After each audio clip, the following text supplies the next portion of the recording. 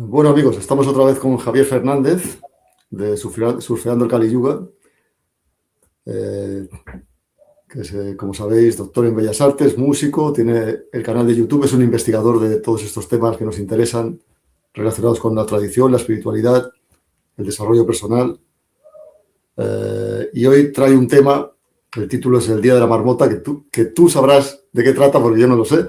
Yo voy a seguirlo con atención, ¿no? O sea que bienvenido y adelante. Muchas gracias, Daniel. Un placer de nuevo estar contigo. Sí, se me ocurrió que, dado que estamos, de hecho, cerrando febrero, ¿no? Y, bueno, ese es el mes en el que precisamente está el Día de la Marmota, pues se podía hablar un poquito, ¿no? De ese arquetipo y ver un poco cómo corresponde a algo que, pues bueno, creo que mucha gente, pues podemos decir que hemos sufrido, ¿no? Y que se sigue sufriendo, que es vivir en una constante reiteración y repetición de un diseño de vida que a todas luces pues no funciona. Y más aún cuando estamos viendo que desde lo macro, los compases de esta distopía que se va gestando, pues hombre, yo creo que podría servir como de, no sé, acicate o de espuela, ¿no? Directamente, ¿no? Como si fuéramos caballitos, que nos llevara a tener nuevos bríos en la vida. Pero no se va viendo, ¿no? O sea, lo hemos analizado en otros programas como desde la nueva era y a muchísimas otras tendencias, pues prácticamente nos encapsulan en una especie de idea de nosotros de la que no escapamos ni para atrás. Entonces, claro, sería bastante interesante, ¿no?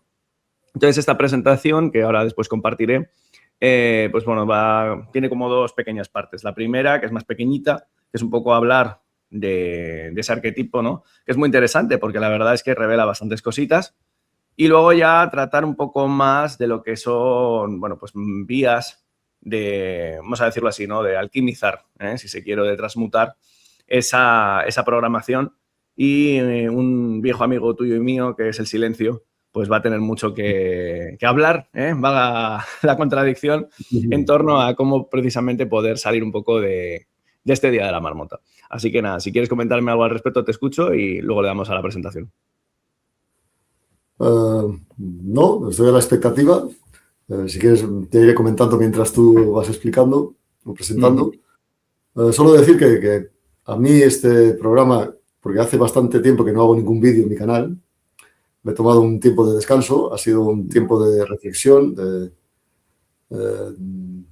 darme cuenta de que necesito cambiar un poco el enfoque de mi canal y creo que es un buen comienzo con tu presentación de hoy. O sea que, adelante. Bien, celebremos la sincronicidad entonces. Vamos adelante. Perfecto. A ver, vamos a compartir pantalla y vamos allá con el Día de la Marmota. Que bueno, la portada a muchos os va a sonar. Ya conocéis la película de Bill Murray, ¿no? Donde, bueno, pues precisamente con ese título hablaban de un personaje que, bueno, para el que no lo haya visto, haciendo un spoiler, bueno, pues el personaje encarnado por Bill Murray, que aquí vemos en la portada, en la foto, se acostaba por la noche y al día siguiente se levantaba en el mismo día que había transcurrido anteriormente, ¿no? Para su desesperación, porque prácticamente pues siempre sabía lo que iba a pasar. Y es un poco lo que hoy vamos a hablar. Entonces, si nos vamos a lo que es el Día de la Marmota y por qué se denomina de ese modo, un momento que ajusto esto para que yo lo pueda discurrir mejor. A ver, aquí, vamos a ver. Pues tenemos que aunque el Día de la Marmota es el 2 de febrero, o sea, hace nada, hace unas semanitas, lo hemos pasado y es el día, casualmente, Daniel, el día 33 del año. Entonces, bueno, ya con lo del 33, pues ya tenemos que revela bastantes cositas, ¿no?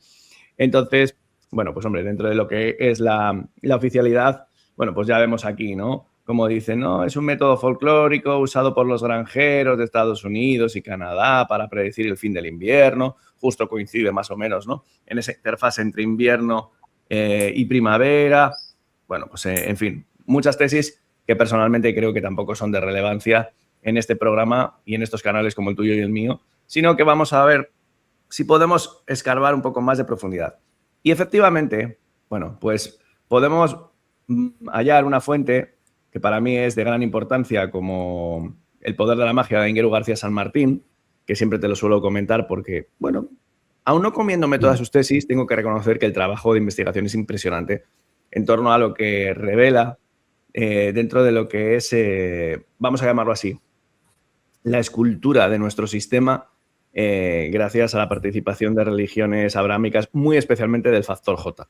Entonces, para el que quiera, lo puede leer, es muy interesante, está en PDF, lo podéis encontrar en muchos sitios, por ejemplo, en mi canal de Telegram. Entonces, bueno, pues precisamente en torno a este Día de la Marmota, Aingeru comenta esto. Te lo leo y si quieres, comentamos un poquito. Mira. Los historiadores siempre repiten que aquellos pueblos que no conocen su historia están condenados a repetirla, como si la historia fuera una permanente repetición del Día de la Marmota. Pero los historiadores que siempre repiten que la historia se repite, niegan que los magos son los magos caldeos, que llegan hasta aquí parapetados detrás de las religiones abrámicas, sociedades secretas, y ya sabemos todo lo que hay detrás, siempre repiten la fundación de su imperio en el Día de la Marmota, el día 2 de febrero, 33 del año. El guión de este primer espectáculo de magia es extremadamente corto. Más adelante se explicará dónde está escrito y quiénes fueron los magos que lo escribieron. Pero para empezar, lo importante es conocer el guión. Saber que el guión de este espectáculo de magia dice establecer, fundar fortaleza en el 33. Establecer, fundar la fortaleza en el día 33 del año, que es el día 2 de febrero, también conocido como el Día de la Marmota. ¿Cuáles son los imperios que los magos han fundado en el Día de la Marmota? Resultaría más sencillo contestar a esa pregunta resumiendo los imperios que no han fundado su fortaleza en el Día de la Marmota. Y esto es súper potente a la hora de analizar lo que ha sido los compases de la historia. Los magos van cambiando la ubicación del imperio, su idioma, su cultura, su religión, aparentando que los dirigentes del nuevo imperio del Día de la Marmota no tienen nada que ver con los dirigentes del anterior imperio del Día de la Marmota. Pero siempre se trata de los mismos magos, del mismo imperio, del imperio del Día de la Marmota. Y aquí resulta impresionante, porque Aingeru aporta un montón de datos, pero un montón, en los que empiezas a observar que prácticamente siempre se va repitiendo a lo largo de la historia. Y claro, pues hombre, si tiene 4 patas, maulla y un rabito largo es un gato. ¿Si quieres comentar algo, Daniel? No, sigue adelante. Estoy escuchando con interés. Bueno, genial. Si nos quedamos un poco con lo que respecta al día 33, precisamente, y aprovechándome de nuevo la sincronía, ¿no? De que cuando estaba preparando esta presentación, pues estaba terminando el Sefer Yetzirah, que es un libro de cábala muy, muy antiguo. De hecho, se dice que es el primero, ¿no? Esta versión de Aryeh Kaplan, que está muy bien, la verdad es que es maravillosa. Y claro, en el Sefer Yetzirah, pues se habla de lo que fueron los 32 senderos de sabiduría. Entonces, claro, el 33 ya puede aludir también a cosas un poco más allá de lo que, de nuevo, la lectura que hacíamos al principio, ¿no? Del Día de la Marmota, y que también en un nivel más profundo nos permitía Aingeru, bueno, pues tal vez incluso, y como al menos yo cada vez lo siento más, todo lo que vivimos a nivel macro alude a nosotros. Entonces, el imperio del Día de la Marmota repite sus trucos, repite su fundación y lo postula el día 33 del año. Pero el 33 es con una gran clave. El 33 alude al número que estaría más allá de los 32 senderos de sabiduría, que sería el número que suman las 10 sefirot, o los arquetipos del ser dentro del árbol de la vida cabalístico, y los 22 senderos que las comunican, es decir, los 22, por cierto, letras del tarot y muchas más cositas, que comunicarían estas energías, ¿no? Entre sí. Entonces ahí tenemos ese 32 y ese 33 que estaría más allá de lo que sería prácticamente un plano de existencia arquetípico. También es muy interesante cuando uno se da cuenta de que podría, y aquí solamente lanzo la hipótesis, Daniel, de que podría corresponder a esta sefirá que no está aquí marcada, que sería esa sefirá secreta de Da'at, que alude a la conciencia y el conocimiento. Entonces, que sería el 11 y que también, y siento si estoy siendo demasiado metafísico, pero que es muy interesante que coincide con el sendero número 13, que está aquí, que el 13 también da para mucho. Claro, el 13, que sería la letra Gimel en hebreo, 13 es el valor numérico de 2 palabras en hebreo que son importantísimas, que son Ehav, que significa unidad, y Ahavá, que significa amor. Entonces, fíjate la importancia que tiene todo esto, ¿no? Como el 13 tiene el arquetipo del amor y de la unidad, y el 33 con trascender lo que sería todo ello. Entonces, hay una clave en todo esto que, de nuevo, como te decía, habla mucho más de nosotros. Bueno, como ya sabes, yo no soy un experto en cábala, ni por ahora, Ya me encargaré de solucionarlo, pero sí que puedo relacionarlo, tengo algún conocimiento básico, Sí, con otras tradiciones. Eh, ya sabemos que el número 33, mucha gente en el mundo conspiranoico lo asocia a algo negativo, porque siempre sí. hablan de los 33 grados de la masonería, del rito escocés, etcétera. En fin, Mm, para mí no tiene nada que ver con eso. Todos los textos de cualquier tradición hablan de, no sé si lo dije la última vez que hablamos, si lo he dicho y lo repito, dímelo. no me acuerdo. Todos hablan todos hablan de la vida, la muerte, nosotros mismos, la existencia en este mundo. No hay nada más. Mm, El resto es fantasía que inventan algunas personas y por una vez no voy a meterme con ellas porque pienso que cada uno puede creer en lo que le dé la gana. Se puede inventar lo que quiera. Pero bueno, cuando hablamos de 33, pues enseguida aparece la edad de la muerte de Cristo, el número de vértebras, y el mm, ascenso de la Kundalini, porque al final el árbol de la vida de la Cábala, los sefirots y todos estos trayectos representan también a un ser humano. efectivamente. Igual de hecho es casi idéntico a si hicieras un esquema energético de la tradición de la India y también de la tradición de taoísta en China. Claro. O sea, hay un canal central, un ascenso de la energía, un proceso alquímico, y vas de lo material a lo espiritual. O sea, el resto, por buscar interpretaciones conspiranoicas podrías encontrarle mil, porque la imaginación humana es muy fértil. Pero para mí está claro que la tradición espiritual siempre nos lleva al mismo sitio, que es hacia dentro de ti mismo. Mm, O sea, por ahora no comento más, a ver qué más nos presenta. Me ha encantado. Me ha encantado, sí, estoy, vamos, absolutamente de acuerdo, sí. Además, celebro que lo hayas dicho porque precisamente, mira, pues lo había olvidado, pero exactamente, sí, sí, ahí tenemos a Ida Pingala y Susumna, ¿no? Que sería un poco el correlato, ¿no? Desde la tradición oriental, que es precioso. Y mira, pues precisamente aludiendo a ello, me parece formidable lo que has traído a colación y bueno, me salgo un poco del guión, pero bueno, estamos entre amigos, así que podemos charlar un poco de lo que nos apetezca, ¿no? Ahora ando leyendo un libro maravilloso de Cábala que se llama el espejo cabalístico del Génesis, sobre los 3 primeros capítulos del Génesis. Y claro, cuál es mi fascinación y mi asombro hasta el punto de erizarme el vello cuando se dice, no, si no te creas que la serpiente está hablando de un ser que venía a jorobar al ser humano y tal, la serpiente es como la Kundalini, que Claro, es, claro, la serpiente es la conciencia que va serpenteando y que primero lo que te hace es te dualiza para que luego tengas que coger y hacer tu trabajo y poco a poco vayas ascendiendo y como hace este sentido, porque tiene que ir oscilando entre lo que es la parte de fuerza y la parte de restricción. Claro, es muchísimo más potente. Entonces siempre les claro. animo a la gente que nos ve que nos despejemos o despojemos, mejor dicho, nos despojemos de sesgos tendenciosos y podamos ver las cosas con una mayor amplitud, que al final, por cierto, se redunda en lo que tú acabas de comentar, que no solamente es amplitud, es que es profundidad, porque nos encarna a nosotros mismos dentro de todo ello. Por supuesto, sí, sí. Claro.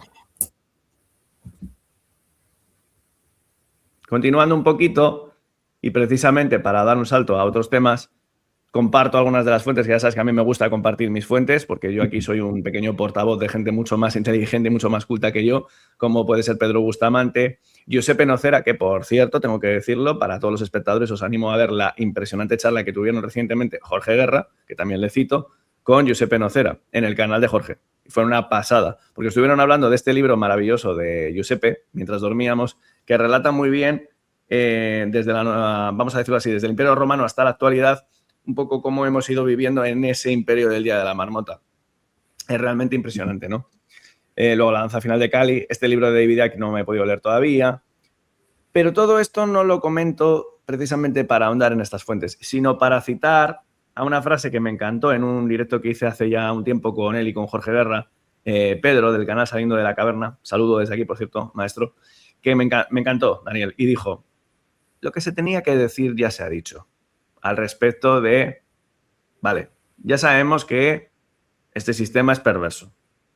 Ya sabemos todo lo que hay. Ya sabemos que están como una cabra y hacen lo que hacen. Ya sabemos que es muy posible que los archivos de Jeffrey estén engordados o incluso recortados. Vale. Pero hay mucho más que mirar por aquí dentro y ese es precisamente vamos a decirlo así, lo que nos va a sacar de ese día de la marmota. Entonces aquí los espectadores se podrán preguntar, bueno, ¿y esto que planteas aquí qué es? Esto que enseñas ahora mismo. Bueno, pues esto es la portada de un corto que vamos a ver y que está liberado, no hay problema, no presenta problemáticas a los canales. Es de un animador que a mí me encanta, que se llama Steve Katz. Y me gustaría mucho que nos comentaras a ver qué te parece, porque representa el Día de la Marmota y nuestro día a día totalmente. Lo comparto y luego lo comentamos, ¿vale? Muy bien. Ahí va. ¿Sí? ¿La música? ¿Sí, la música, Daniel? No se oye. No sé la música, vale. Voy a hacer una cosa porque sí, es que me ponía el StreamYard. Perdió la conexión con el audio de tu pantalla. Vale, pues voy a hacer una cosa. Mira, vamos a quitar esto y voy a detener pantalla. Y lo voy a volver a compartir, que a veces da estos problemitas. Vamos a ver ahora. Un segundito. Cosas del directo. Vamos a ver. Le vuelvo a dar y me dices a ver si se oye. Ahora sí.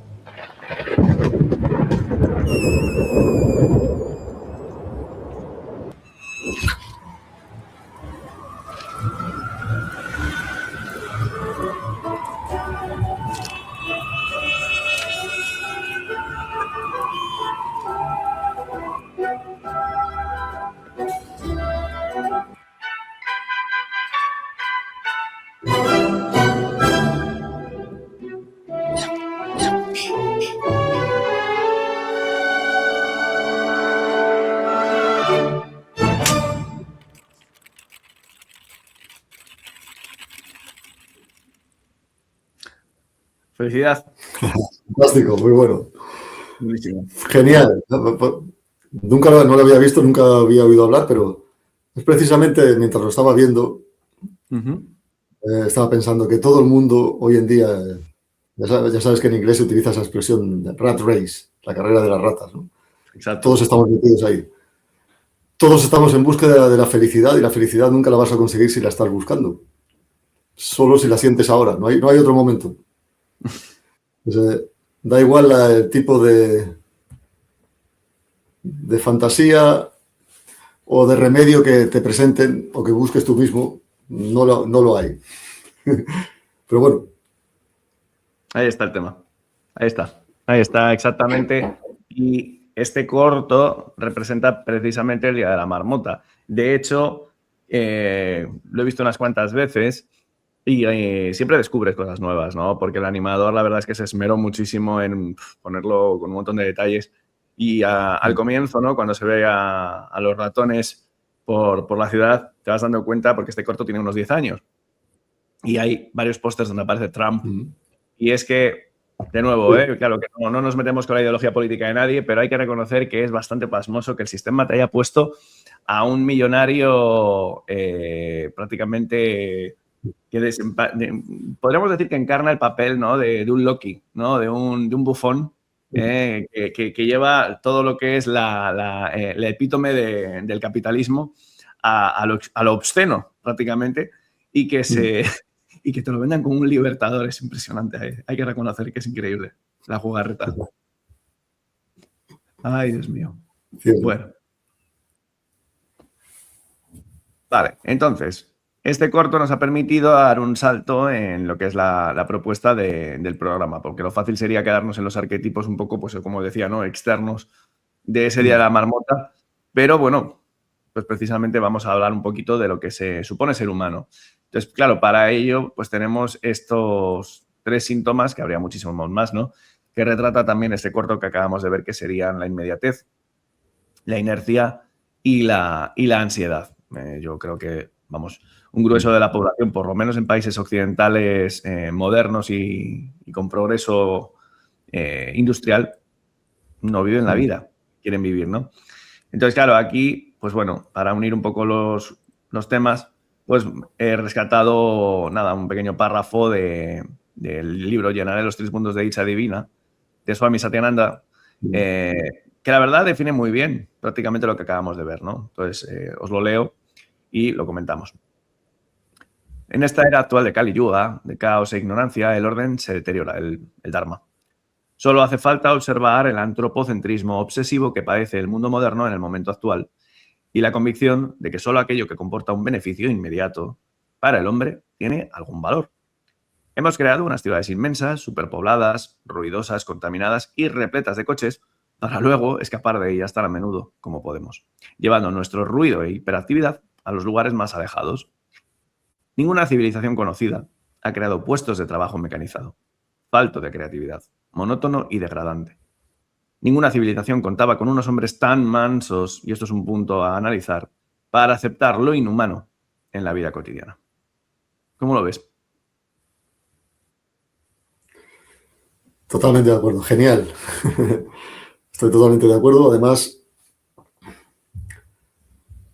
en el mundo moderno se ha vendido de forma simbólica. Hemos vendido el alma a cambio de la comodidad, del placer. Claro. Si se corta, ¿me oyes? Sí, te oigo perfectamente. Simplemente que es que antes cuando os he leído el texto se me había olvidado compartir la pantalla de nuevo y nada, he puesto ahí para que sepáis que no me he sacado el texto de la manga.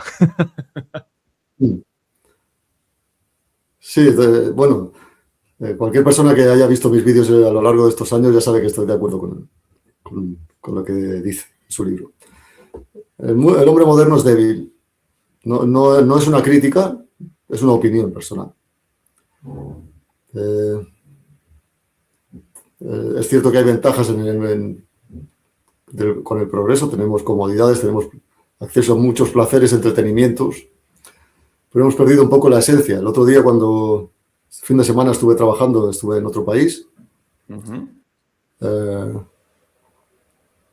mi propio trabajo me llevó a un estado meditativo durante varios días y cuando salí del aeropuerto en Barcelona, en lugar de volver a casa estuve vagando por la ciudad varias horas y tomándome un té en un estado de paz absoluta, ¿no? Pensé, acabo de recuperar lo que nunca había perdido, simplemente que en algún momento uno se olvida, se deja llevar como las ratas en el vídeo anterior. Y este es el caso también, porque me di cuenta de varias cosas. Por ejemplo, me di cuenta de tanto cuando me fui en el aeropuerto como cuando volví. Dejé de observarme a mí mismo y simplemente estaba atento a lo que alrededor, a todo lo que había alrededor. El espacio, las personas, etc. O sea, en lugar de pensar en cómo encajo yo o en qué imagen doy yo, o en fin. Y eso inmediatamente me llevó a un estado de más, no sé cómo llamarlo, serenidad, como mínimo serenidad, ¿no? Calma. Y desde ese estado, y dejando de hacer las cosas que hago habitualmente, todo me fue perfecto. Todo fue genial. Incluso aunque volviera a una ciudad inmensa, superpoblada, ruidosa y contaminada, llena de coches, como es Barcelona, y de delincuentes y de caos. No pasa nada, porque lo más importante no es lo que hay fuera, es cómo reaccionas tú a lo que hay fuera. Es tu estado mental. Por eso no he dicho que hoy no me voy a meter con nadie ni con sus creencias. Solo digo, esto es mi opinión personal, que aunque cambies todo lo que hay fuera, aunque vivas en un mundo perfecto, si no tienes paz interior, nunca lo vas a conseguir. O sea, esa no es la solución. La solución está en uno mismo. O sea, ni el alcohol, ni la religión, ni el sexo, ni nada, cualquier otra cosa te van a salvar si no eres capaz de abrir el corazón. Eso para mí es siempre lo sé, pero una cosa es ponerla en práctica, abrir el corazón. Yo me doy cuenta de que he sido muy, sobre todo en el último año, mi resentimiento ha salido muy fuerte. Yo tengo mucha rabia acumulada, entonces puedo ser muy ofensivo, soy muy sensible por dentro, pero endurecido. Entonces sé que puedo enfrentarme a la gente de forma hiriente y con poca posibilidad de que me puedan responder y hacerme daño. Pero eso no es bueno. Eso es cerrar el corazón. O sea que eso es, si puedo decirlo como un consejo por si a alguien le sirve, es muy importante abrir el corazón. En el sentido, el corazón es el centro del ser humano, el centro del amor, de la emoción. O sea, ver a todo el mundo incluso con respeto porque todos tienen la chispa divina, la fuerza de la vida dentro. Eso no quiere decir que nadie se asuste en mi canal, que voy a dejar de ser combativo con la mala gente, pero no lo voy a hacer desde el odio o el resentimiento, sino simplemente porque es una cuestión de bienestar, de autoprotección. Uno puede ser contundente, incluso letal si lo requiere la situación, pero sin odio, sin rencor, sin resentimiento, sin que sea sin que los demás sean cabezas de turco para descargar mi propia frustración.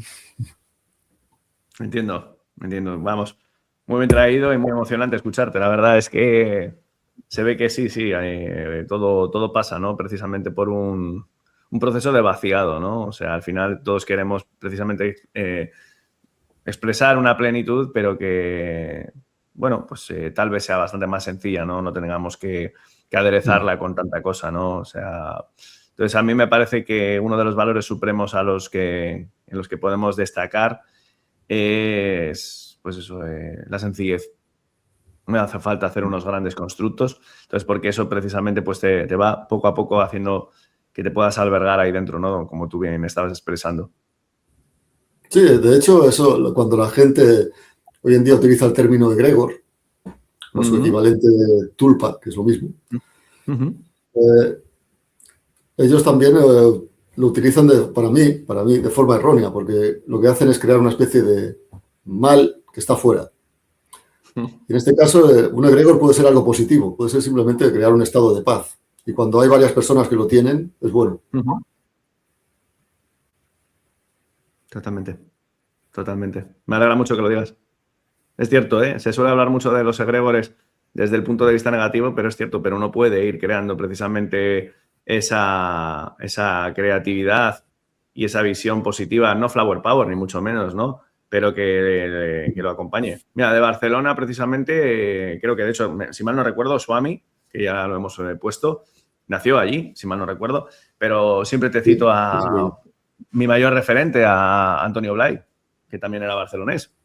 Y Antonio siempre decía que es posible vivir desde una creatividad positiva en cuanto a que eso pues, te enmarque en un marco, haga redundancia, de acción mucho más pleno, ¿no? Y yo creo que sí, vamos, bien traído, porque es verdad que se ha vuelto un poco carente, ¿no? De esa óptica, esa construcción de un egregor o de un tulpa, como bien comentabas.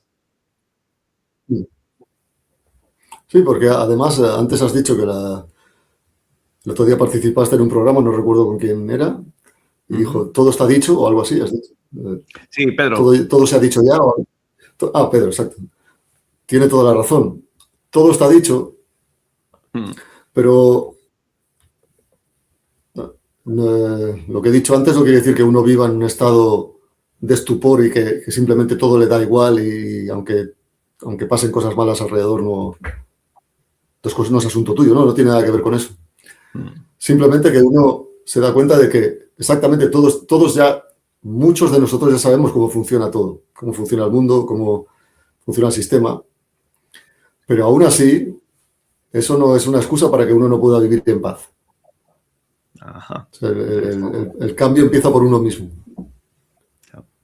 Si no, estás entrando en el juego del sistema.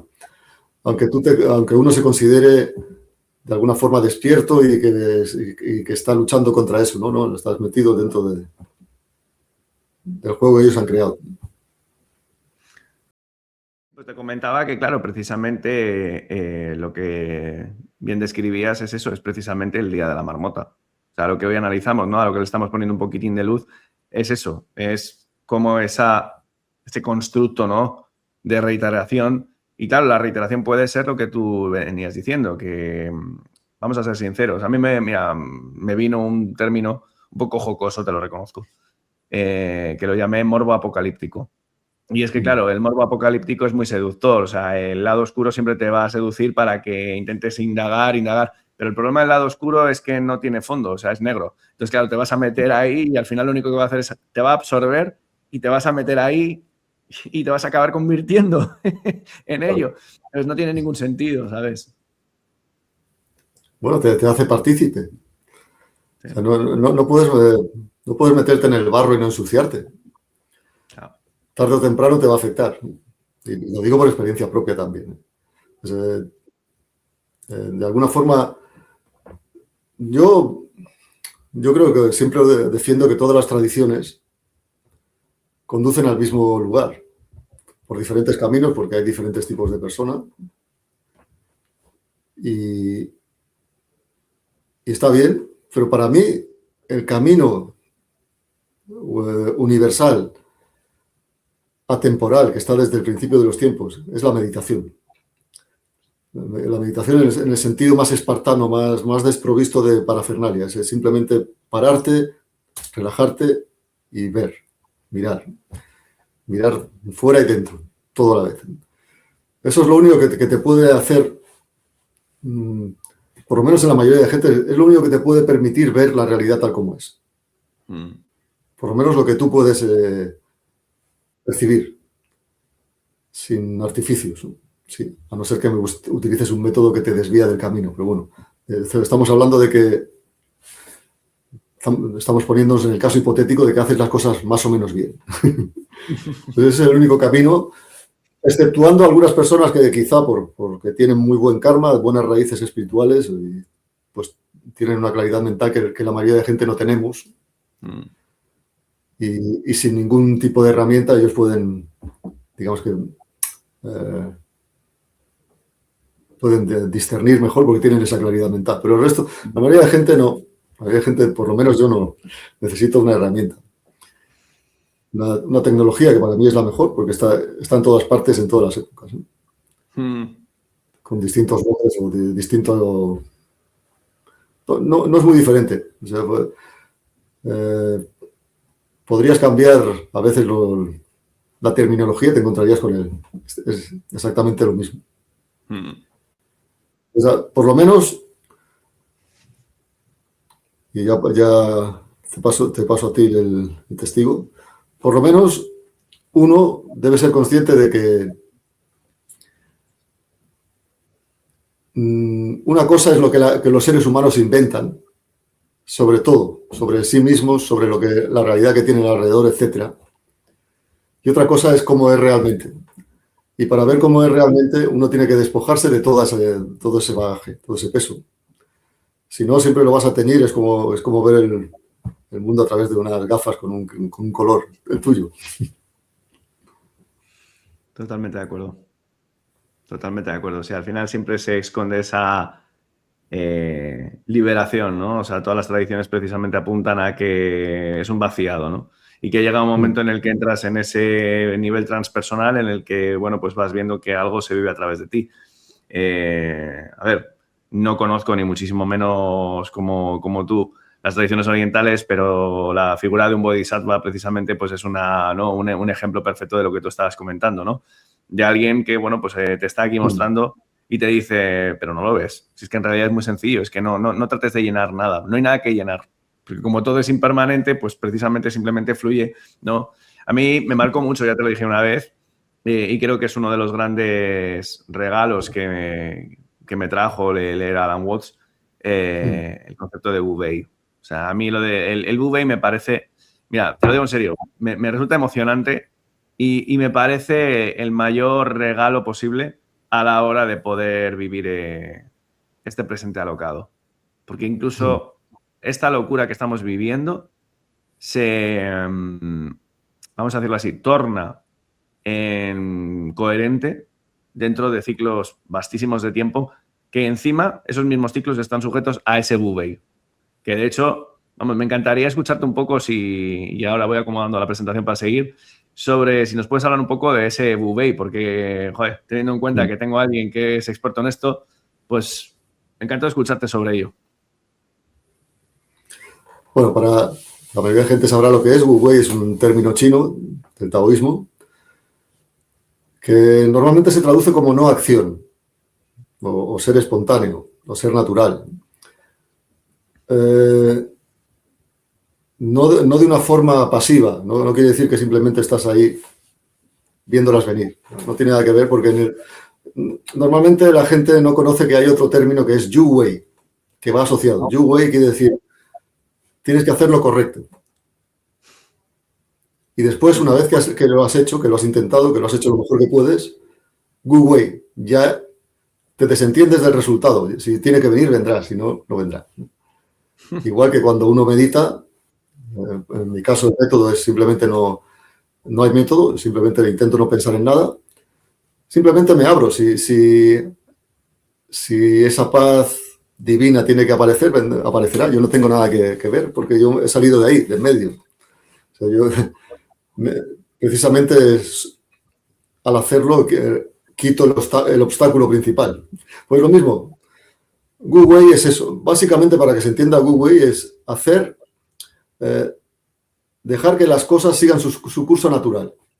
Voy a poner un ejemplo de la vida práctica diaria para que se entienda. Tú te estás preparando para un examen muy importante y dedicas varios meses a estudiar. Ya has hecho tu parte que es el Yu Wei, lo que debías hacer.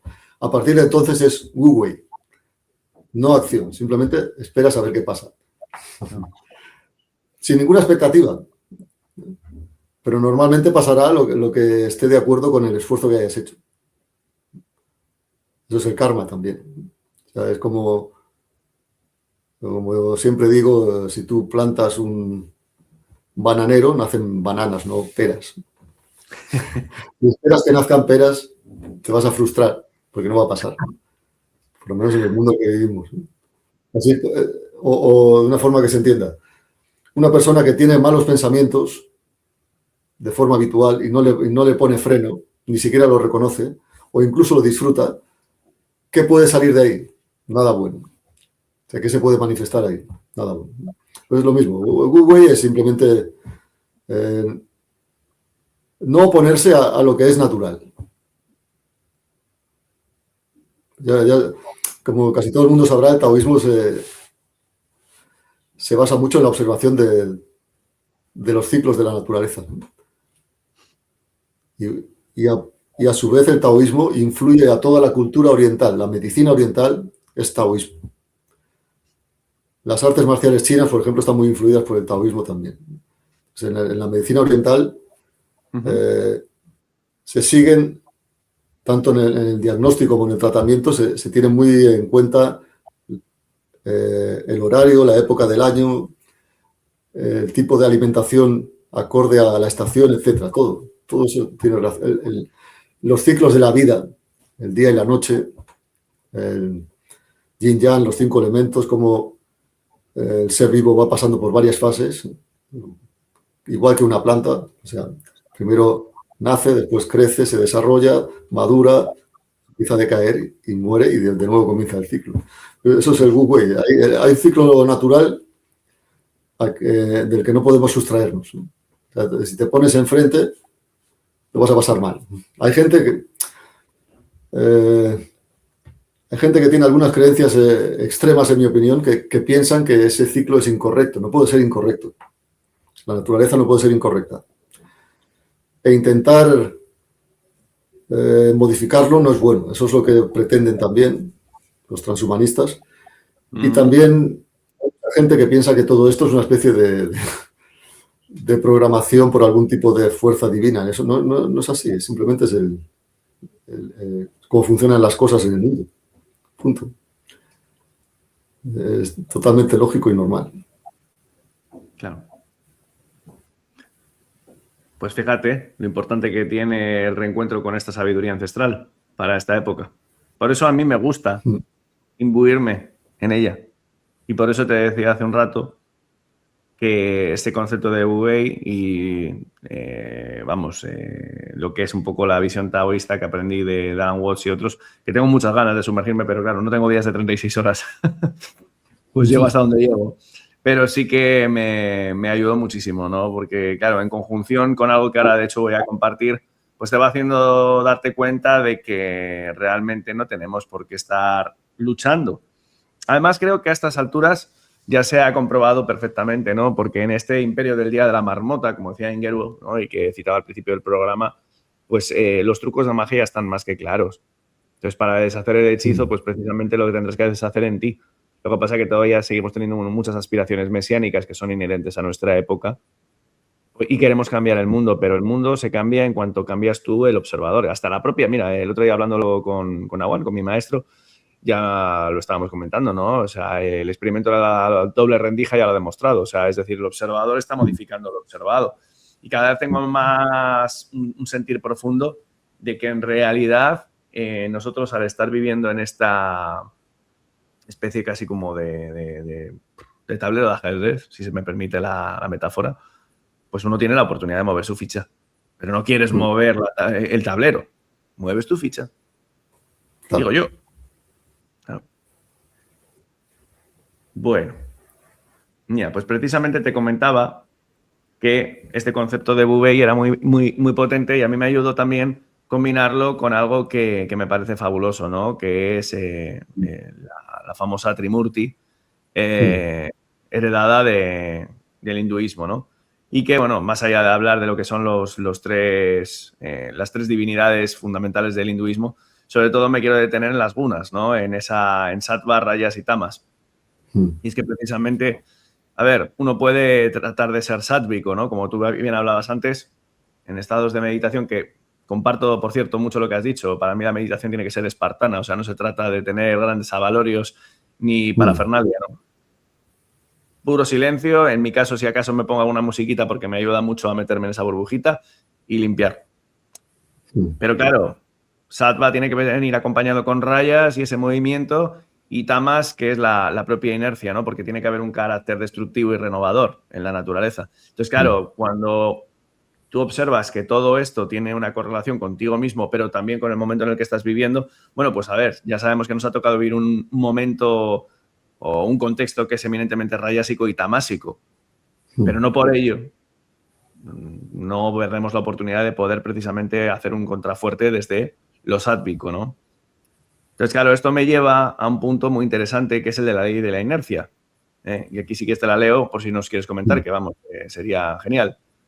Si leemos que la primera ley de Newton, también conocida como la ley de inercia, establece que un objeto en reposo permanecerá precisamente en reposo y un objeto en movimiento continuará en movimiento con velocidad constante a menos que una fuerza externa actúe sobre él. Entonces, esto es muy interesante porque lo podemos ver en muchos seres humanos actualmente e incluso en el propio sistema, que pese a sus ínfulas transhumanistas, en realidad lo que está haciendo es esto que vemos aquí, que es intentar resistir los cambios en ese estado de movimiento. Porque ¿qué es el transhumanismo? Sino intentar precisamente trascender de una forma un poco cutre ese Wu-Wei y ese Dharma del que estábamos hablando antes, ¿no? De hecho, es curioso, ¿no? Porque ese planteo es totalmente adármico. Entonces, claro, para mí, comprender la idea de la inercia y teniendo en cuenta de que tamas, esa guna de la que hablábamos hace un momento, es prevaleciente en Kali Yuga, nos lleva a observar, bueno, pues que tal vez tenga que, para que nosotros estemos viviendo en este tablero de ajedrez, tenga que haber una prevalencia de esto que aquí comparto. ¿Cómo lo ves? Bueno, así es. Bueno, en realidad, por ejemplo, no es que yo sea un experto en hinduismo, pero lo conozco un poco. Digamos que hay, igual que en el taoísmo, el símbolo del yin yang, que en realidad se llama tai chi, es el nombre del simbolito de los dos peces, ¿no? Lo que te está explicando de una forma muy sencilla e intuitiva es cómo funciona el universo, el mundo manifestado, que funciona en base a dos principios que lo ponen en movimiento. O sea, para que haya dinamismo tiene que haber una parte que crea, otra parte que destruye, no puede haber una sin la otra. Tiene que haber luz, tiene que haber oscuridad, tiene que haber vida, muerte, etc. Exactamente aquí y es lo mismo. Ahora viendo la ley de Newton, pues claro, yo enseguida estaba pensando en Wu-Wei. No acción. O sea, cuando algo tiene una inercia, tú no puedes no puedes intentar pararlo porque es imposible. Especialmente cuando eres tú el que está metido en el movimiento. Pero siempre puedes encontrar la serenidad, ya sea en la quietud o en el movimiento. Que eso es ese triple aspecto de la divinidad en la India, al final es una parte de Brahma, de la unidad solo, de Dios. Pero en el mundo fenoménico manifestado, naturalmente tiene que haber esas fuerzas. Y ahora estamos en el Kali Yuga desde hace ya muchos siglos. Y todavía queda un tiempo. Y es un ciclo. Y ese ciclo tiene su inercia. Entonces, sabiéndolo, no nos tiene que extrañar tanto como lo que está pasando. De hecho, somos, a nuestra manera, privilegiados al poder ser testigos de lo que está pasando ahora en este mundo.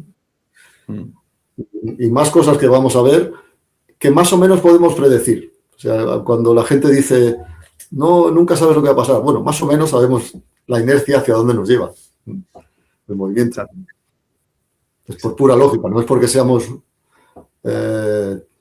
lumbreras, ¿no? Simplemente es porque uno se da cuenta de, igual que cuando vas con el coche, más o menos sabes en qué dirección vas, ¿no?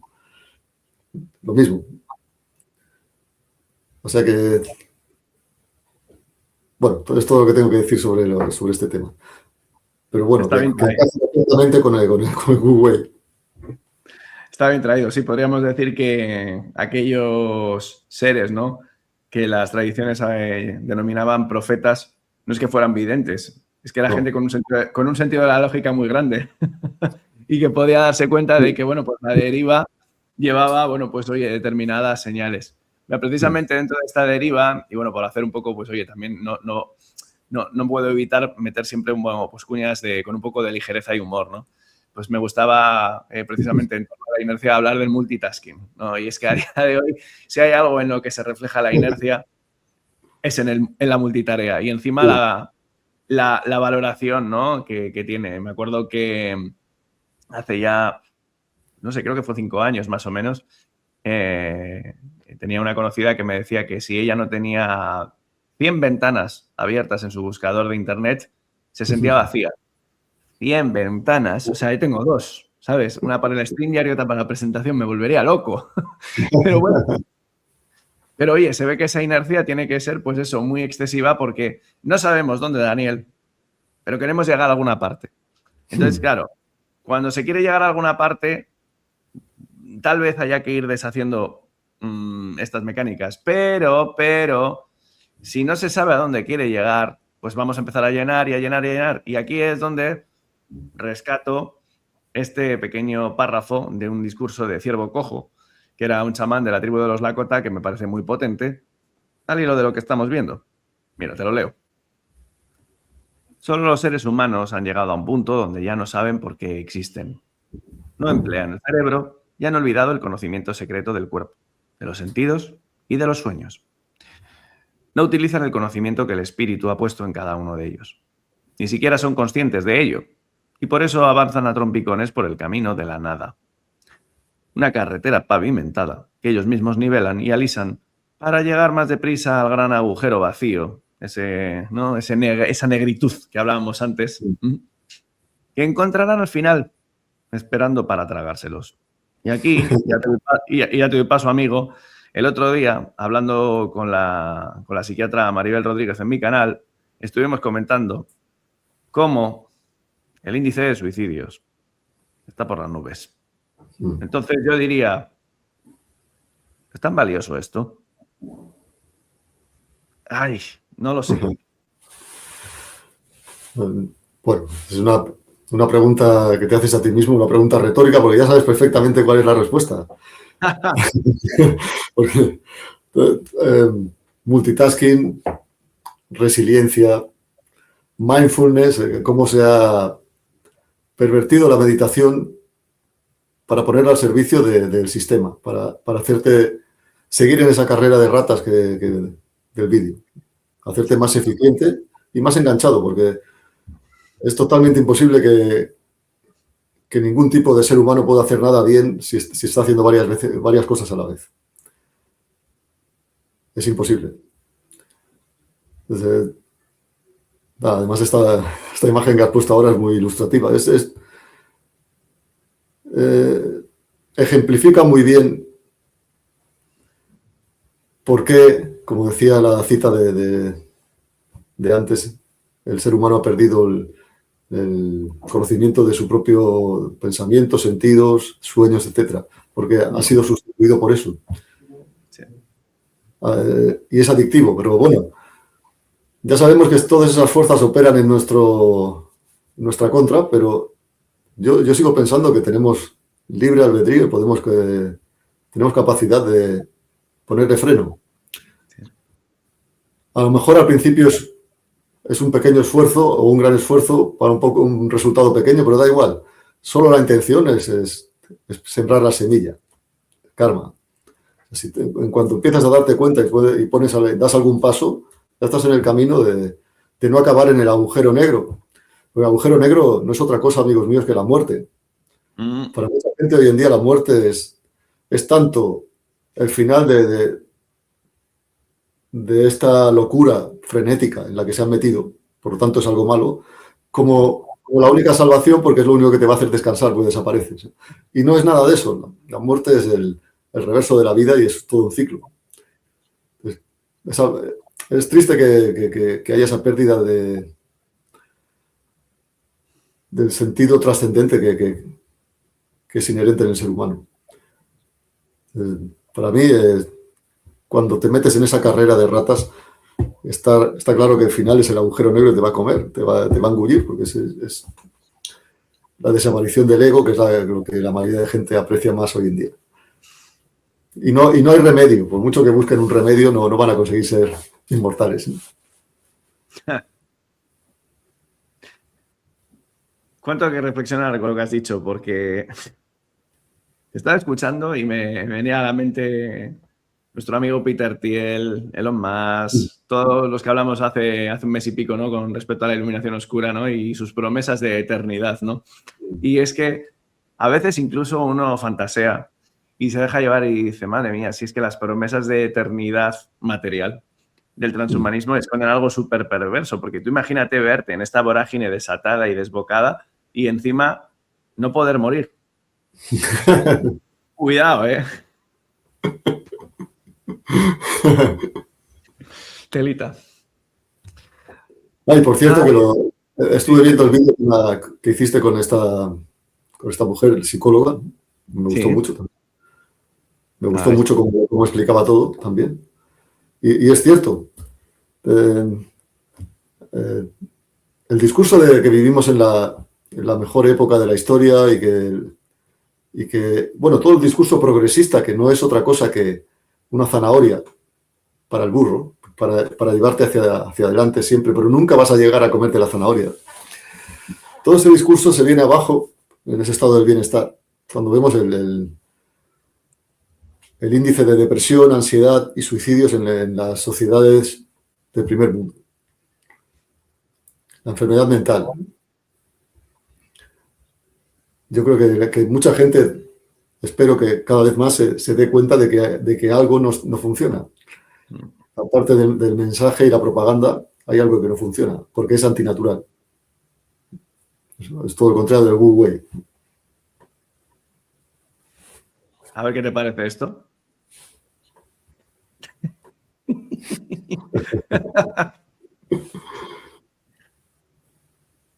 Ahora ya es como pedir una cita en el médico.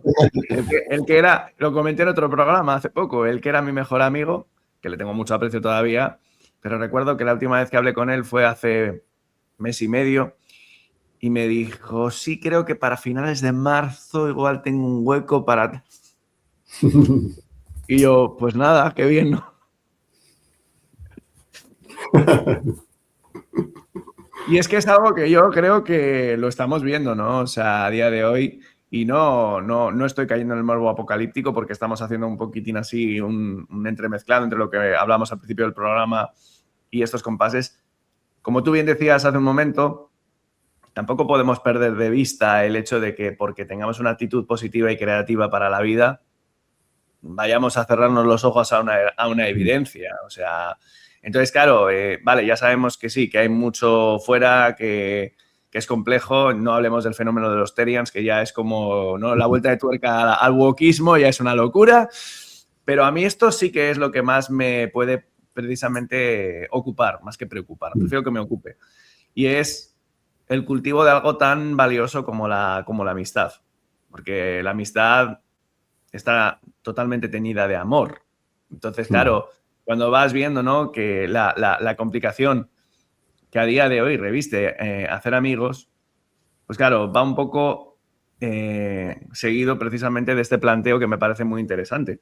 Y mira, por cierto, así como en otro programa y en otros programas que he hecho en mi canal o con otros compañeros, he podido criticar fuertemente a Mario Sabán.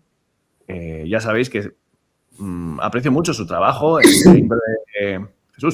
de índole psicológica. Pues tenemos aquí para mí un párrafo muy interesante, que te lo voy a leer y si quieres lo comentamos luego porque resulta súper esclarecedor con todo lo que venimos comentando. Mira. La preocupación por ocupar espacios vacíos, ahí tenemos otra vez, ¿no?, los vacíos que hablábamos antes, por la energía inercial, es un gran problema intensificado hoy día por la inmediatez que imponen las redes sociales. No alcanzamos a procesar la cantidad de información que circula en las redes. Debemos retornar al trabajo interior a salvo de la invasión de información exterior. Aquí me vienes tú mismo a colación cuando hablabas antes de la meditación. Si no logramos conectar con esta voz en nuestra interioridad, seguiremos empujados por esa fuerza inercial de la sociedad y de los mecanismos superficiales de la imagen exterior construida. Esto a mí me parece súper potente. Sí. Los mecanismos superficiales de la imagen exterior construida, algo que tú en el canal has tocado muchísimas veces, porque vamos, estamos observando todo lo que ha provocado esa creación de, ya no una máscara, ya no un personaje, ya es un personaje por encima de otro personaje, o sea, es como que ya te vas hundiendo más aún en cotas que te desconectan de tu esencialidad. Sí, bueno, es curioso que sea capaz de... Yo estoy totalmente de acuerdo con lo que dices, cuando normalmente estoy en desacuerdo con él, pero bueno, ya sabemos que todos los seres humanos tenemos luces y sombras y no todo el mundo es 100% malo ni bueno. Claro. Con respecto a lo que acabas de decir, es cierto, por ejemplo, el narcisismo, ¿qué es? El narcisismo no deja de ser la incapacidad de verte a ti mismo, tal y como eres. Por lo tanto, tienes que inventar un personaje y creer a ciencia cierta que tú eres ese personaje. Para eso necesitas a los demás. O sea, en este caso, necesitas amigos, pero no son realmente amigos. Son gente que tienen que validar, reforzar tu personaje. O sea, sirven como un espejo, no, para que vean que yo soy eso. Es terrible que sea así, sobre todo porque el narcisismo es una... No lo llamo patología, pero un mecanismo de compensación epidémico. O sea, está en cierto grado casi todo el mundo. Sí. Cuando digo narcisismo, estoy yendo un poco más allá de ser amigo de ti mismo y tener autoestima, que eso es un paso más, en diferente grado. Y eso lo veo continuamente y creo que he hecho muchos vídeos, lo he explicado a mi manera, quizá nunca lo he explicado de esta forma, pero el mundo moderno y cómo son las relaciones de amistad, las relaciones de pareja, las relaciones entre hombres y mujeres, están imbuidas de narcisismo. La otra persona solo existe como un personaje que tiene que reflejar lo que yo soy. O sea, de alguna forma tiene que confirmar que yo soy valioso. Y naturalmente eso está destinado al fracaso, porque estás poniendo tu locus de control fuera. O sea, el otro tiene que confirmarlo. Y eso no va a pasar siempre. Pues por eso también hay, en mi opinión, lo puedes ver en las redes sociales, este aumento de la violencia, aunque sea una violencia sublimada, porque a veces como me ha ocurrido a mí en el último mes, gente que no solo me critica o me insulta, también me amenazan. ¿Por qué? Porque lo hacen porque están detrás de una pantalla. No podrían hacerlo delante de mí. La mayoría de ellos, ¿no? Entonces, ¿por qué? Porque ellos, de alguna forma, viviendo de esta forma, con esta máscara, todo lo que no confirma tu máscara es el enemigo. Porque te ofende, te hace daño. Y precisamente para seguir conservando ese mecanismo de compensación, que es esa máscara narcisista, necesitas destruir al enemigo y tacharlo de malo. Es algo bastante retorcido, pero tiene una lógica muy simple. Madre mía. Uf. Y a día de hoy, es lo que dices tú, estamos en un estado prácticamente epidémico. Sí. Sí, porque incluso se promueve. O sea, si tú miras muchos creadores de contenido, influencers, coaches, ¿cuál es el mensaje que dan? El mensaje es que mira por ti mismo, sé el rey de la jungla, el mundo es de los fuertes, de los espabilados, ¿no? Y tienes todo el derecho a triunfar y a ser feliz. Eso es todo. Es una total falta de armonía en la propia especie, que no ocurre en el resto de especies animales. Menudo disparate. Madre mía. Sí, la verdad que aquí se abre un melón que me gustaría tocar antes de continuar con la presentación y es algo que, de hecho, creo que se lo comenté también a la doctora Maribel. Y es una problemática que a mí me parece súper perversa, porque es como una vuelta de tuerca también, ¿no?, a esto que comentabas. Y es tratamientos de superación de trastornos narcisistas pero que te vuelven víctima de narcisistas para que tú te conviertas en un narcisista también. Yo lo he sufrido en mis propias carnes, o sea, con una persona hace 3 años que había sido... esta persona fue estudiante de Iñaki Piñuel, y utilizaba una batería enorme de preceptos y de citas derivadas de pues, libros como Amor Cero, ¿no?, Contacto Cero, etcétera, etcétera, de la escuela de Piñuel. Pero claro, era como, Daniel, era como la policía. Todo puede ser utilizado. Nada que diga, o sea, perdón, cualquier cosa que diga puede ser utilizada en su contra, ¿sabes? Bueno, si a eso le sumas que esta persona encima tenía cierto conocimiento de astrología, pues ya imagínate el cóctel Molotov, amigo mío. Sí, no voy a comentar sobre... Mucha gente me pregunta sobre Iñaki Piñuel. ¿Qué opinas de Iñaki Piñuel? Igual que sobre el resto de expertos famosos sobre psicopatía, como Vicente Garrido. En fin. Tengo mi opinión personal, pero como ya le he dicho, no voy a insistir en el tema. Yo creo que en general hacen muy buena labor. No tengo nada en contra. Yo incluso tengo algunos de sus libros aquí. Pero como suele pasar con cualquier persona profesional, cada uno tiene su negocio, tiene su nicho. Entonces tiene que hacer su promoción. Y esto no es una crítica, pero sí que he visto que algunos de sus seguidores que han hecho su formación se vuelven excesivamente fanáticos. Sí. Esa es mi única crítica. Como si ellos estuvieran en posesión de la verdad. Y eso no es bueno, especialmente porque cuando hablamos de narcisismo y psicopatía, estamos hablando de arenas movedizas. O sea, no es nada fácil conocer este tipo de gente y tratar con ellos. Claro. Aunque ellos se dediquen a tratar a las víctimas, igualmente, en teoría es muy fácil. Cualquier persona puede saber que es un psicópata. Solo tienes que leer los manuales oficiales diagnósticos con todos los rasgos, etc. Pero eso en la práctica no sirve para nada. Claro. Es exactamente igual que... Y en las próximas semanas voy a hacer todo un ciclo de vídeos sobre la violencia física, porque también lo conozco muy bien. Y veo que hay muy poca información. No es que no haya buena información, pero es la minoría. Hay que rebuscar mucho. Pues pasa lo mismo. Uno puede conocer 1000 teorías, haber leído 1000 libros, cosa que recomiendo, yo lo hago. Pero hasta que uno no ha tenido la experiencia directa muchas veces, no se da cuenta exactamente de lo que está hablando. Entonces, hay que ser un poco más humilde. Yo también a veces he pecado de bocazas en ese aspecto, pero voy a intentar moderarme más.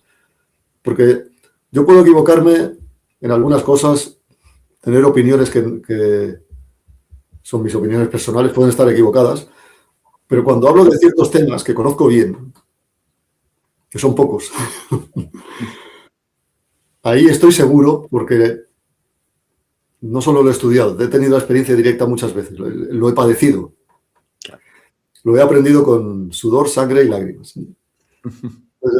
Eso lo digo porque es fácil caer en esta trampa que yo he visto a mucha gente también en el mundo de las artes marciales caer. En el mundo de las artes marciales, como hay toda una, no sé cómo llamarlo, mitología, también hay una jerarquía establecida, sobre todo en las artes marciales tradicionales de Oriente, ¿no? También es muy fácil caer presa de la programación mental de algunos maestros que no son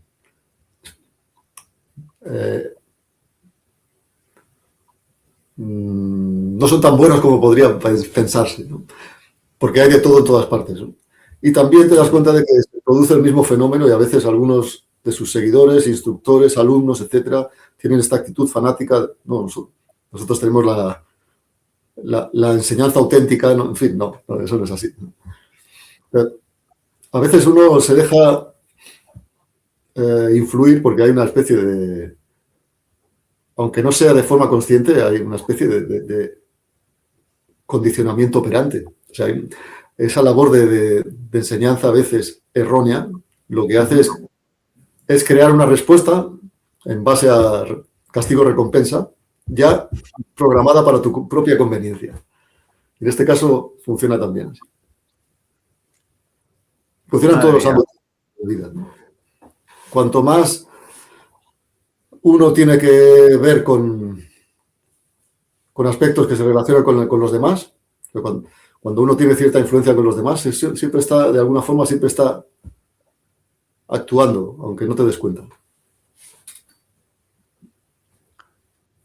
Hay algo que hace que no funcione, por lo menos en esta era que vivimos nosotros, que no funcione, ¿no? Las dinámicas colectivas de manera, valga la redundancia, funcional, porque te escuchaba y antes había citado precisamente a Mario Sabán.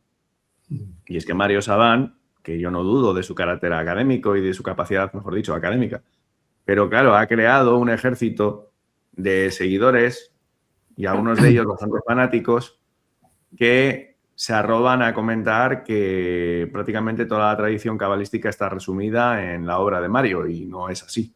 Entonces, claro, cuando se crean estos fanatismos que ya sabemos que también son inherentes a nuestra época, o sea, es un hecho, vivimos un momento muy complejo, pero claro, me alegraba muchísimo escucharte porque estabas hablando del valor de la experiencia y claro, pues de manera sincrónica te has adelantado porque precisamente, y ya queda poquito de la presentación, pues precisamente, justo, aquí tenéis a este gordito simpático que este es Antonio Blay, ¿eh? Y claro, pues es que es imposible evadir para mí su propuesta con respecto a esto que tú estabas comentando, que sería esa configuración de los tres yoes, ¿no? Que va muy al hilo de lo comentado. El yo idea sería esa máscara, ese personoide, ese personaje, ese ego, que está bien, pero claro, él lo denominaba muy bien, decía, esa es la sociedad en ti. Desde tus padres, a las ideas que los demás se forman de ti, a lo que tú te formas con respecto a lo que es tu nivel social, pero no eres tú. El yo ideal es esa, bueno, pues la propia palabra lo dice, ¿no? Es decir, un mecanismo de evasión de ese yo idea para generar pues una especie como de Don Quijote que lucha contra molinos para poder generar, pues eso, algo que nunca llega, pero que por lo menos me mantiene con un hálito de vida y de ilusión. Y al final el que queda sepultado por debajo de todo eso es la única realidad, que es precisamente lo que tú estabas comentando, que es el yo experiencia y es lo que en esencia somos, porque estamos en un aquí y ahora perpetuo que nos saca precisamente del Día de la Marmota, que es de lo que hoy estamos tratando, y nos hace darnos cuenta de que se puede vivir de otro modo. Entonces, claro, recomiendo muchísimo la obra de Blay, especialmente el libro Ser, que me parece, para mí es como, no sé, una especie de Biblia, increíble. Y claro, pues repasando un poco diferentes arquetipos de cara a ir cerrando la presentación, me parecía muy interesante cuando vamos viendo que desde toda índole, pues vemos un poco esta misma pulsión, ¿no? Vamos a decirlo de esta forma. En algún otro programa ya hablamos un poco de Rudolf Steiner, alguien a quien tengo muchas ganas de poder estudiar, pero ahí tenemos, ¿no? También lo mismo, ¿no? La pulsión, en este caso luciférica, que te lleva a ese delirio místico, ego iluminado o fanatismo, como tú bien estabas comentando hace un momento, la pulsión arimánica o satánica de nada, todo es materia, mejor, pues lo que tú comentabas antes, ¿no? Influencers que muy rápido, muy exitoso, muchos likes y sobre todo mucho dinero. Y de mientras, pues el pobre Cristo, que sería el equilibrio, que sería un poco, pues de nuevo, volviendo un poco a la Trimurti, ¿no? Ese carácter, pues, de sattva, se va por el desagüe. Y el yo experiencia, pues, ¿dónde está? Pues no está ni se le espera, Daniel. Sí, y curiosamente, si uno dejara o lo intentara, a veces eso ocurre por una causa de fuerza mayor. Por ejemplo, has tenido una pérdida muy fuerte o una enfermedad o algo, un accidente o algo, algún suceso traumático que corta todo tu engaño o engaño externo e interno, tu inercia mental, y te deja en un momento de calma donde solo te das cuenta de que eres simplemente un ser vivo y que toda esa imagen ideal es una carga. Por un momento la dejas fuera, ese personaje que tú quieres que todo el mundo vea, y por otro lado también dejas fuera todo ese aprendizaje que la sociedad, la familia, todo el mundo te ha impuesto, la cultura te ha impuesto. Mm. Y en ese momento te das cuenta, te liberas, encuentras la paz, o a Cristo, ya que estaba ahí en el centro. Sí, aquí tenemos. Desgraciadamente, la mayoría de personas estamos, no es que lo perdamos nunca, pero siempre estamos oscilando de un lado a otro. Mm. Y eso es lo que nos pierde. Y no intento parecer un santurrón, me incluyo a mí mismo también, pero soy muy consciente, y ser consciente de ello ya es el primer paso. Claro. Ya es bueno. Ahí teníamos a Buda, ¿no? Que vivía en su palacio, claro, y que de repente vio pasar a un muerto y dijo, pues resulta que no era todo tan bueno, ¿eh? Sí. No sabemos si la historia es muy bonita. Sí. Seguramente es una leyenda, ¿no? Pero la enseñanza es lo importante. Porque Buda, en teoría, era hijo de un príncipe. Su padre lo quiso proteger de todo lo malo, lo tenía en palacio con todos los lujos, placeres. No lo dejaba salir, pero cuando se escapó y vio por primera vez a la vejez, a gente muy mayor, después la enfermedad y después la muerte, eso fue un shock y eso le impulsó a buscar el porqué, por qué suceden las cosas, ¿eh? ¿Qué es lo que tenemos que hacer todo el mundo? Claro. Porque, para quien no lo sepa, que creo que poca gente habrá, Buda significa iluminado. ¿Qué quiere decir iluminado? Despierto, perdón. Que ha visto la verdad por su propia experiencia directa. Y después la historia dice que Buda se escapó, estuvo vagando, buscó a todos los maestros que pudo de su época. Hay que tener en cuenta que en la época del Buda, la India era un país espiritualmente muy avanzado. Había muchos maestros, ¿no? Distintos.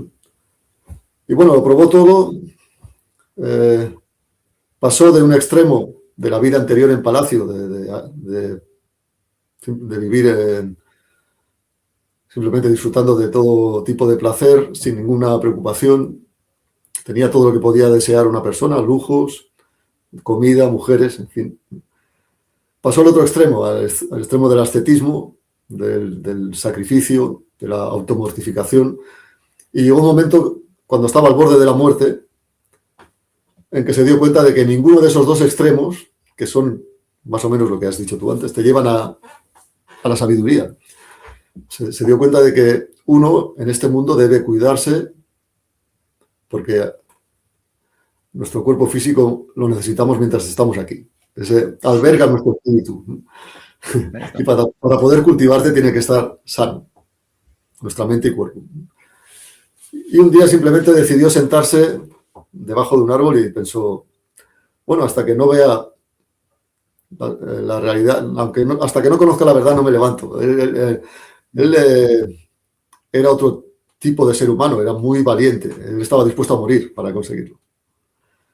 Pues cuando lo vio se dio cuenta de que los dos caminos extremos son incorrectos. Por eso la enseñanza principal del budismo a nivel práctico es la vía del medio, la moderación, el equilibrio, para cultivarte en este mundo. No sé si me he ido del tema, pero no, para nada. De hecho, estaba pensando, bueno, pues qué casualidad que a Jesucristo le crucificaron entre dos ladrones. Sí. ¿Sabes?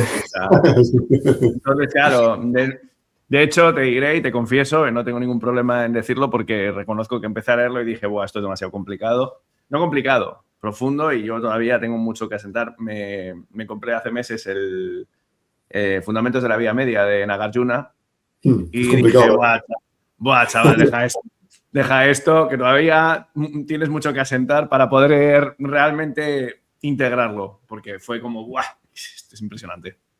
Bueno, si me dejas recomendar una cosa, sí, porque yo hace casi 20 años, yo tuve un contacto por mail, nunca llegué a conocerlo porque murió antes de que pudiera conocerlo, con un maestro budista inglés que vivía, sus últimos años los vivió en Cataluña, en el bosque, en una masía, en una casa de campo, pero que toda su vida había estado viajando, incluso había vivido en la calle, en la India, en Malasia, en China. Había tenido maestros budistas, taoístas. Y bueno, conocí su libro por casualidad, me impactó, porque yo ya era un estudiante del budismo Zen, sobre todo, pero conozco todas las tradiciones del budismo muy bien. Ujú. Y todas sus enseñanzas, alguien, sus seguidores, supongo, los han editado, han ido publicando libros, han transcrito todas sus enseñanzas que valen la pena. Y hay dos especialmente que yo recomiendo. Uno que se llama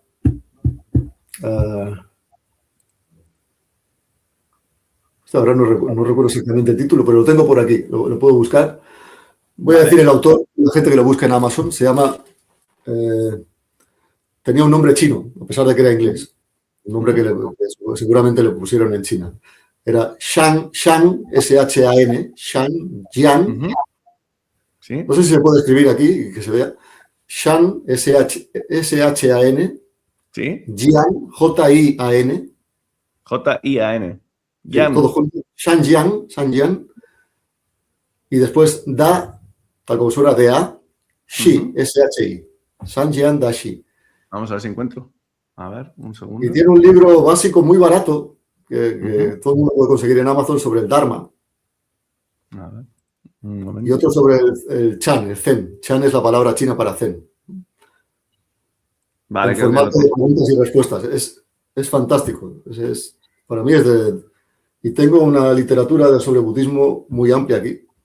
Exactamente. Este.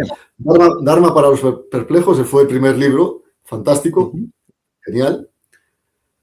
Y otro que es, no sé, recuerdo si es Iniciación al Dharma o algo así. Pero también... Bueno, te diré que me encanta la sincronía de nuevo, ¿eh?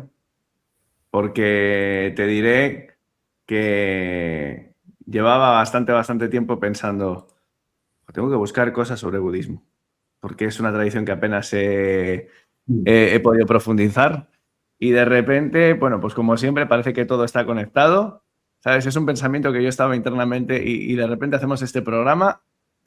Así que ya sabes lo que voy a hacer, ¿no? Voy a dejar ese libro ahí puesto para que acabemos. Voy a enseñarte, creo que tengo aquí cerca otro libro suyo.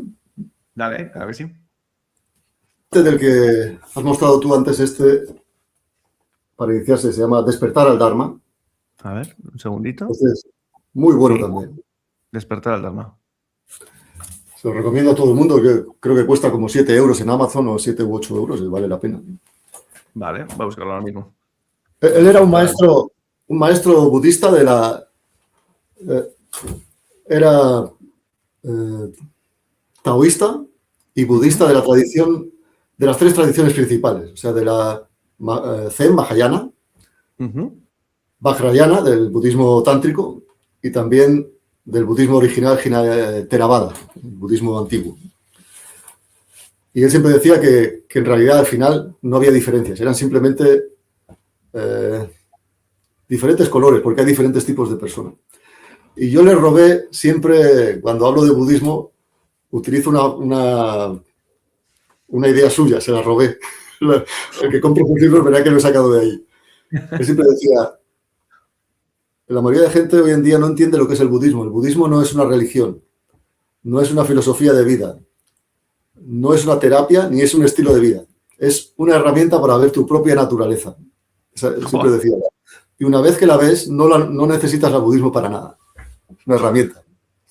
Que es justo la enseñanza de Buda, que él siempre decía que el Dharma es una balsa para cruzar al otro lado. Cuando ya has cruzado, no la necesitas, no tienes que ir cargando con ella. Madre mía. Pues, ¿sabes lo que pasa? Que es que ya es como si me hubieran pegado cachetazos.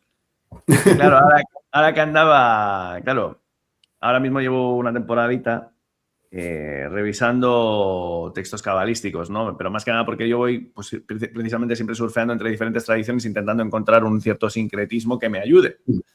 Y claro, sí que es cierto que aunque pues, me aporta mucho porque sobre todo a la hora de ver cómo se está esculpiendo este mundo moderno, ¿no? Pero claro, siempre tengo la sensación, a menos que lea a alguien como Eduardo Madirolas, que siempre le cito porque tengo mucha admiración, que hay como, vale, sí, una especie como de traslación desde lo cabalístico a la hora de observar la realidad con unos parámetros muy concretos, ¿no? Y casi de decir, vale, pues hemos descifrado el holograma de la realidad. Y llega un momento que dices, vale, bien, ¿y para qué? Ahora, por ejemplo, me he dado una pausa y como ya te digo que estoy queriendo avanzar un poquito en conocimiento, estoy leyendo sobre Islam y me quiero meter un poco a indagar en el sufismo. Pero claro, te vas dando cuenta de que sí que tienen siempre esa óptica un poquitín así. Y claro, tú lo que hablas es justo lo contrario. Sí. Entonces, claro, dices ese choque entre Occidente y Oriente, ¿no? Es muy interesante.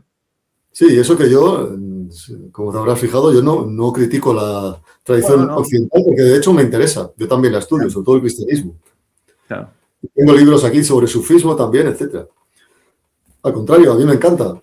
Pero a veces, sobre todo en el caso de la cábala, yo creo que ellos, de alguna forma, tienen un conocimiento muy preciso de cómo, como dije la otra vez, de cómo está construida la realidad en la que vivimos. Sí. Pero desde el punto de vista oriental, en el hinduismo, el taoísmo y el budismo sobre todo, eso es la superficie todavía. Yeah. No es trascendental, es fenoménico. Yo siempre utilizo esto porque es la mejor forma que se me ocurre de explicarlo, pero hay gente que le cuesta entenderlo. Entonces, en el budismo, por ejemplo, este hombre es Shanjian Dashi, era un maestro zen, en el sentido clásico. Era compasivo, pero era duro cuando tenía que... Él pensaba que tenía que despertar algo en ti y estabas a punto y no te atrevías, te daba un golpe. Yeah. Un golpe mental. Algo que podía herirte, pero era por tu bien. Y bueno, ya lo verás si lees los libros, ya me dirás lo que te parece. Sí. Pero en este caso es lo mismo.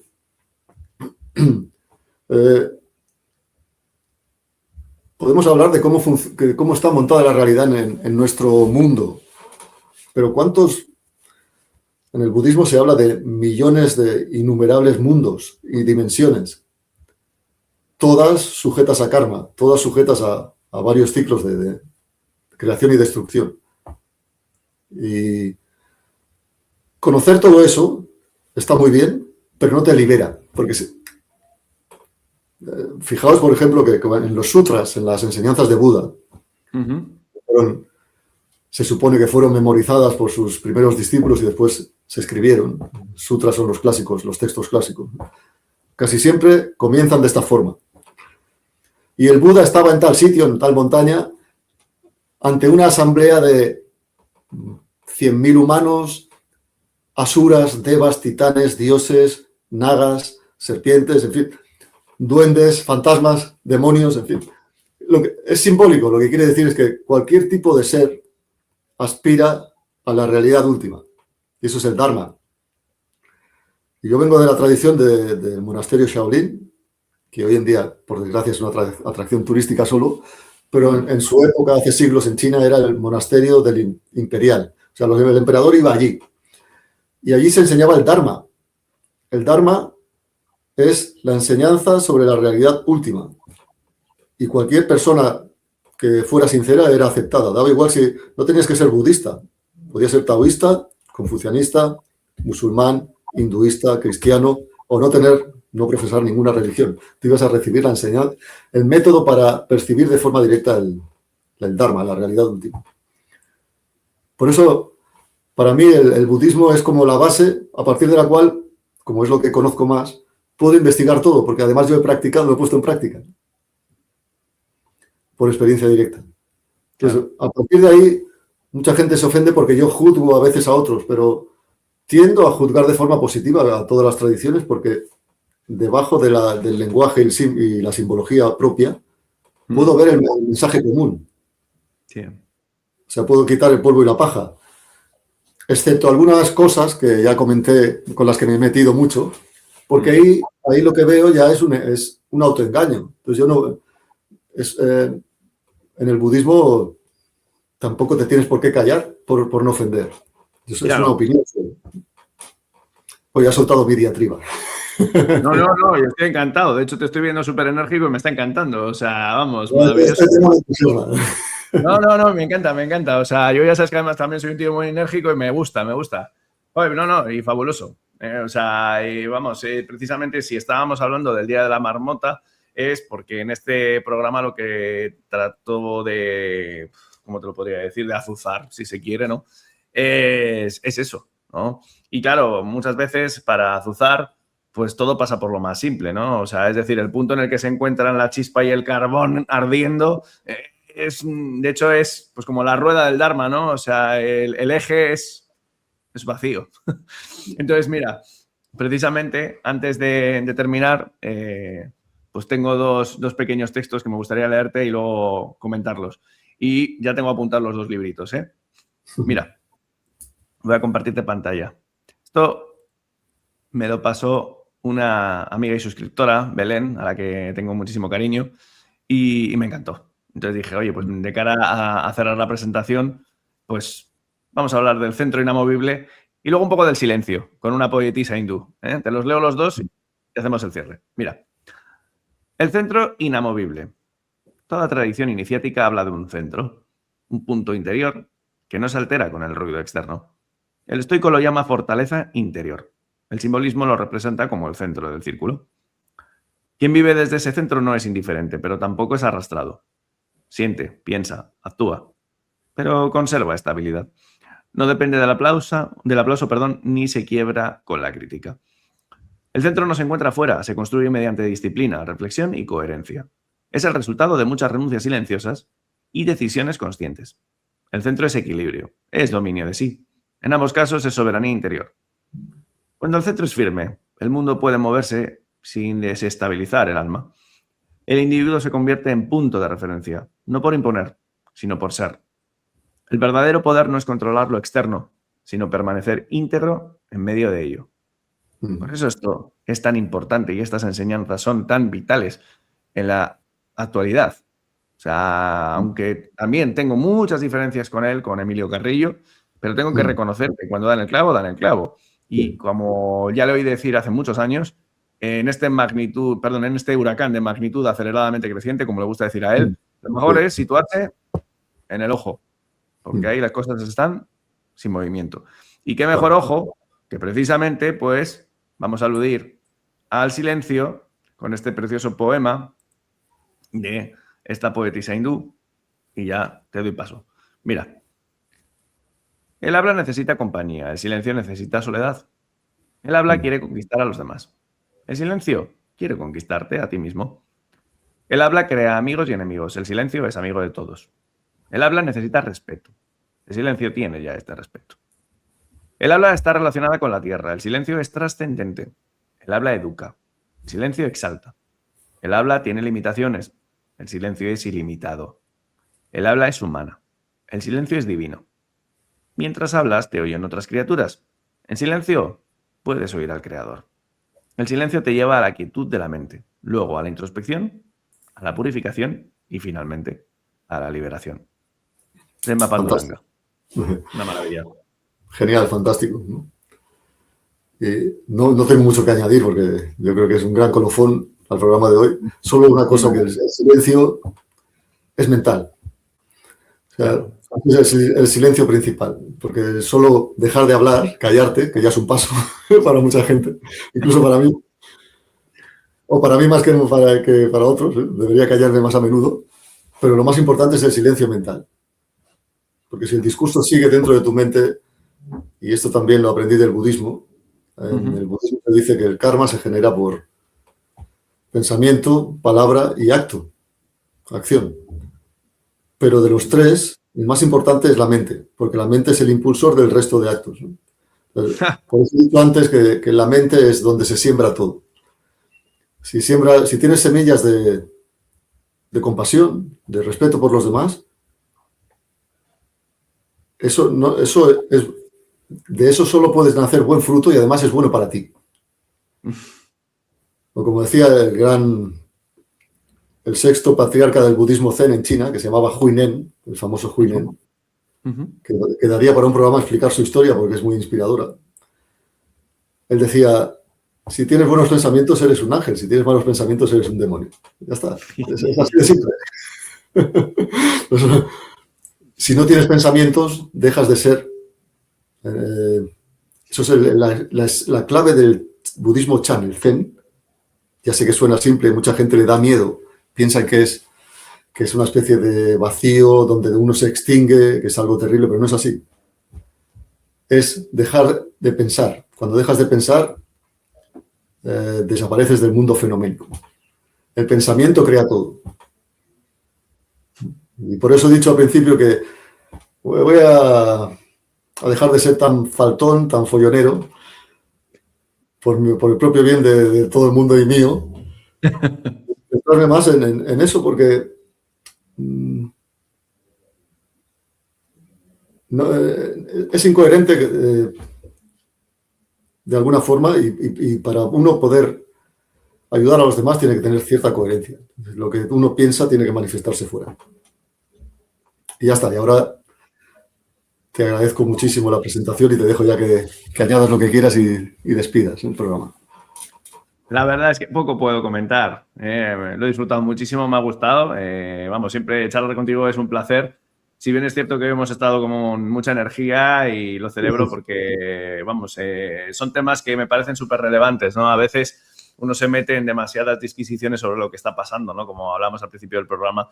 Pero realmente cuando se enfoca en esto, ¿no? O sea, es decir, vale, bien, de acuerdo, sí, hay mucho ruido, hay mucho plan, hay mucha historia. Ya, pero ¿quién soy yo? ¿Y cómo estoy viviendo esto, no?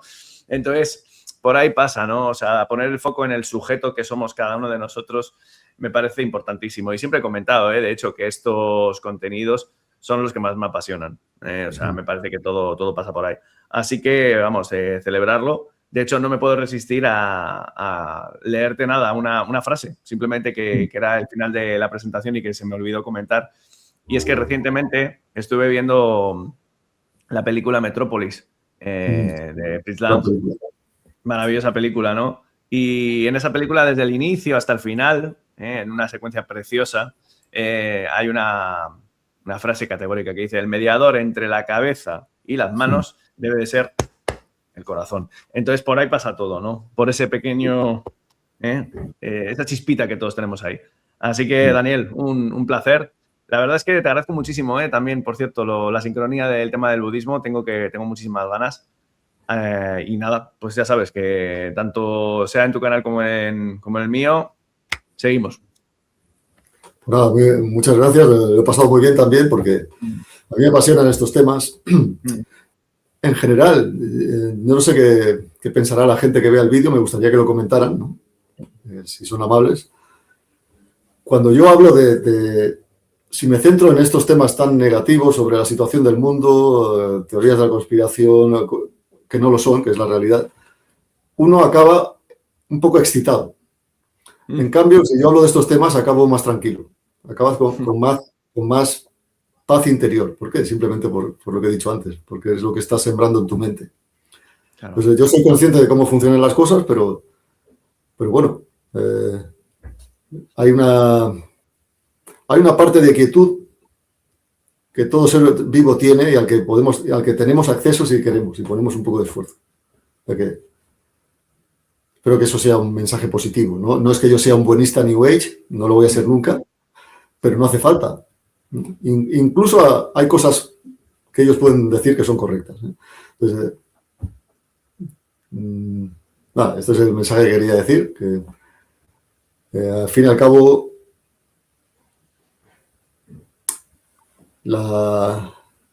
el silencio, como tú decías, o la quietud, está a nuestro alcance. Eso requiere un poco de disciplina. Y la disciplina no se basa tanto en hacer, sino en dejar ir. Dejar ir todas las tonterías con las que perdemos el tiempo cada día. Totalmente. El mayor acto de rebeldía. Es el mayor acto de rebeldía a día de hoy. Para dar la vuelta a Kali Yuga, precisamente, le tenemos a él. Para surfearlo. Exacto. Bueno, pues nada, Javier, muchas gracias y hasta pronto. Un abrazo. Un abrazo a todos. Chao.